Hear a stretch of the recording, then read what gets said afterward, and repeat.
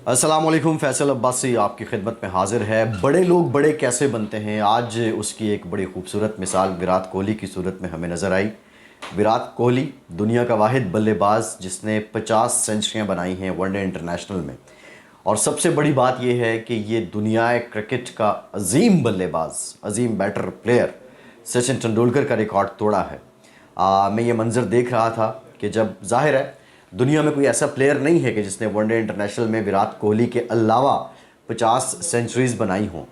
और उस वक्त स्टेडियम का जो मंज़र था आपने भी देखा, मैंने भी देखा, लेकिन मेरा दिल इस बात पे खुश हुआ और मैं ये सोच रहा था कि सचिन तेंदुलकर को देखें तो दुनिया क्रिकेट में उससे बड़ा बल्लेबाज कोई नहीं आया। उसके हम पल्ला लोग ज़रूर थे। हम ब्रायन लारा का जिक्र कर सकते हैं, हम पाकिस्तान से इंज़माम उल हक की बात कर सकते हैं। एक टाइम में सईद अनवर और सचिन तेंदुलकर का कंपटीशन था, लेकिन ये बड़े लोग बड़े कैसे बन जाते हैं। आज मुझे इस बात का एहसास हुआ जब विराट कोहली ने अपना बल्ला हवा में लहराया तो उस वक्त सचिन तेंदुलकर ने खड़े होकर तालियां बजाईं और उसको दाद दी। और साथ ही साथ जो ट्वीट आया है सचिन तेंदुलकर का, यकीन मानिए उसने तो दिल मोह लिए हैं। और क्या खूबसूरत बात की है सचिन तेंदुलकर ने। और सचिन तेंदुलकर लिखते हैं कि मुझे ये याद है कि जब तुम पहली बार ड्रेसिंग रूम में आए और तुमने मेरे कदम छुए, आज मैं पूरी दुनिया को बताना चाहता हूँ कि तुमने मेरा दिल छू लिया है।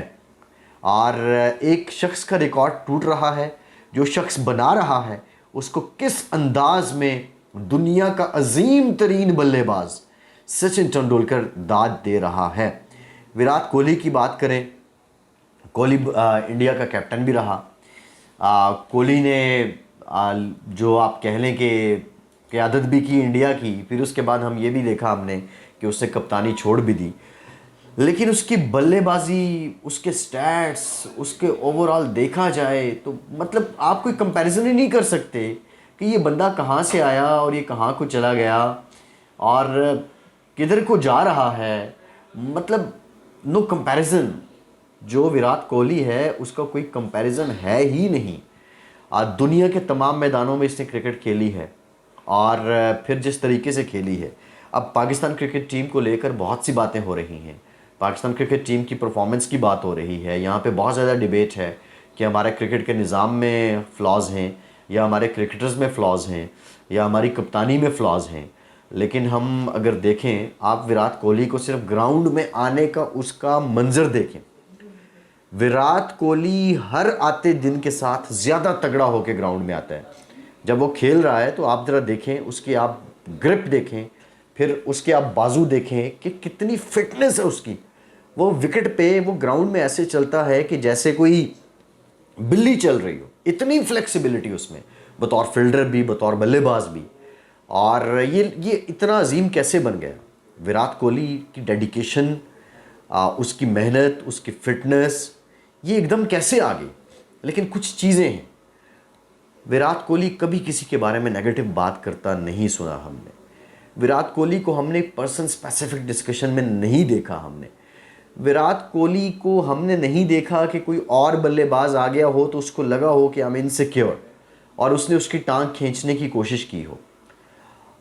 सचिन तेंदुलकर, अगेन वही बात है कि तकरीबन लेट 80s में उसने अपना क्रिकेट करियर शुरू किया और चंद साल पहले तक वो खेलता रहा। इतना लंबा चंद ही प्लेयर खेले हैं, लेकिन हमने फिटनेस के मसाइल नहीं देखे, हमने इंजरीज़ नहीं देखी। रीज़न ये है कि डेडिकेशन है। आप जिस लगाव के साथ, जिस लगन के साथ चलते हैं। मैं एक पाकिस्तानी हूँ, मैं पाकिस्तान से ये वीलॉग कर रहा हूँ। सवाल ये भी है, मेरे बहुत से देखने वाले ये कह रहे होंगे कि मैं एक इंडियन प्लेयर को क्यों अप्रिशिएट कर रहा हूँ, उसकी तारीफ़ों के पुल क्यों बांध रहा हूँ। भाई वो डिज़र्व करता है। विराट कोहली सिर्फ इंडिया का प्लेयर नहीं है, वो एक इंटरनेशनल फिगर है।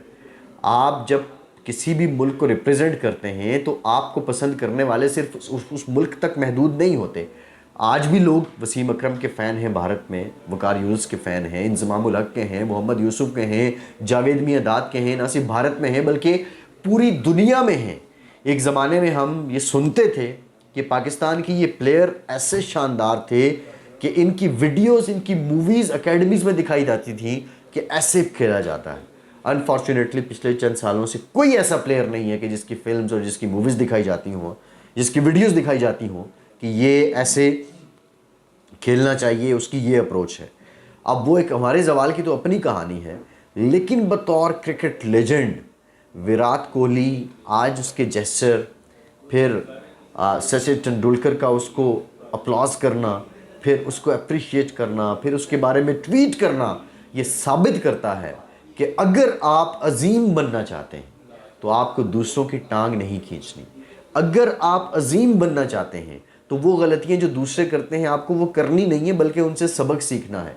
अगर आप अजीम बनना चाहते हैं तो आपको अपने अंदर से हसद ख़त्म करना होगा और अपनी एबिलिटीज़ पर रिलाई करना होगा। ये हैं अज़मत के वो पैरामीटर्स जो हमें नज़र आते हैं और जो हम विराट कोहली को देखकर या सचिन तेंदुलकर को देखकर हमें डेडिकेशन नज़र आ जाती है। हमारे यहाँ शायद ये शख्स इतना हम्बल है, ये इतना हम्बल है, दिन गुजरते साथ साथ इसमें आजिज़ी इस कदर आ रही है कि ये अपना स्टारडम भूल चुका है। ये कभी लोगों के साथ, बच्चों के साथ जाएगा, कभी किसी ऑर्फन हाउस में नज़र आएगा, कभी गली मोहल्ले के बच्चों के साथ उनको अप्रिशिएट करता नज़र आएगा। ये वो चीज़ें हैं जो ना सिर्फ आपको अपने प्रोफेशन में अजीम बनाती हैं, बल्कि आपको इंसान भी अजीम बना देती हैं। क्या फ़ायदा जब आप बहुत, यही विराट कोहली अगर दुनिया का नंबर 1 बल्लेबाज है, लेकिन अगर ये यहाँ पे एरोगेंट हो, यहाँ इसमें मुतकब्बिराना अंदाज हो, यहाँ इसमें एक वो अपना एक जाहो जलाल ये बना ले, तो क्या फ़ायदा, दूसरों को क्या फ़ायदा। ये कुछ अज़मत की निशानियाँ हैं। ये सारी बातें करने के बाद ट्विटर पे, इंडिया में, पाकिस्तान में, पूरी दुनिया में इस वक्त क्रिटिसिज्म हो रहा है पाकिस्तान क्रिकेट के एक लेजेंड अब्दुल रज़ाक साहब पे।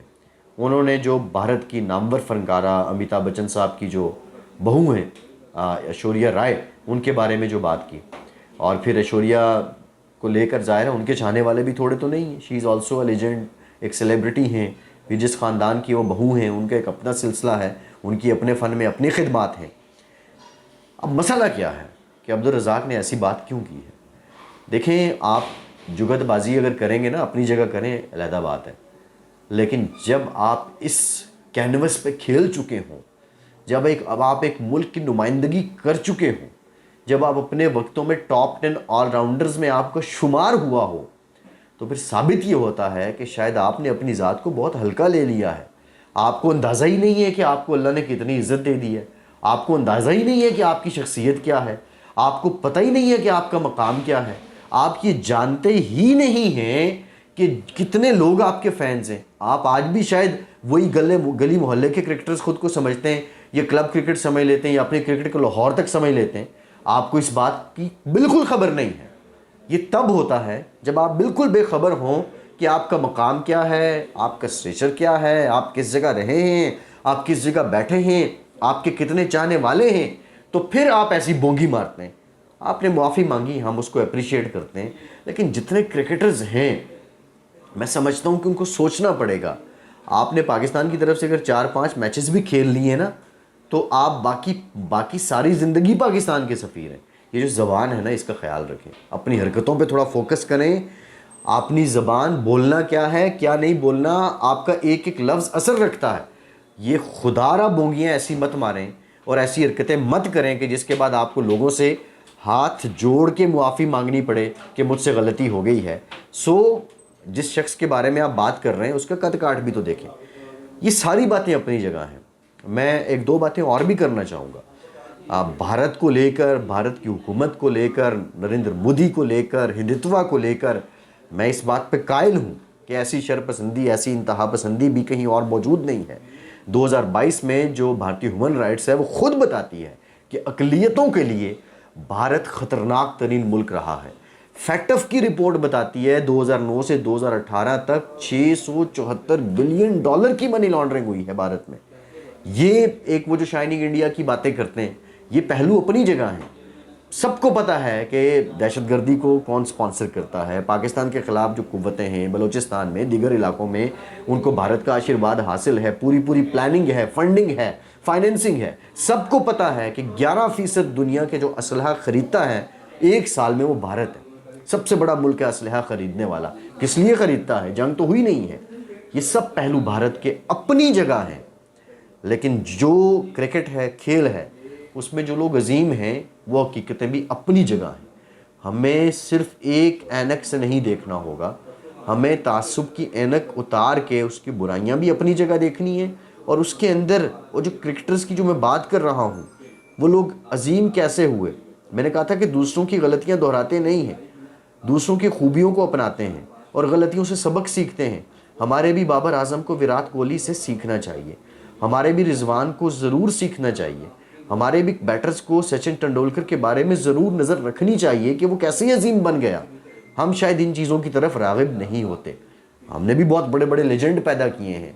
अगर वो हमारे वकार वसीम को देख के सीख सकते हैं, वो हमारे वकार वसीम को देख के इरफान पठान ज़हीर खान बना सकते हैं, वो हमारे इंज़माम को देख के रोहित शर्मा बना सकते हैं, तो हमें क्या हर्ज है कि हम सचिन को देखें, विराट को देखें, रोहित को देखें और बाबर आजम जैसे लोग पैदा करें।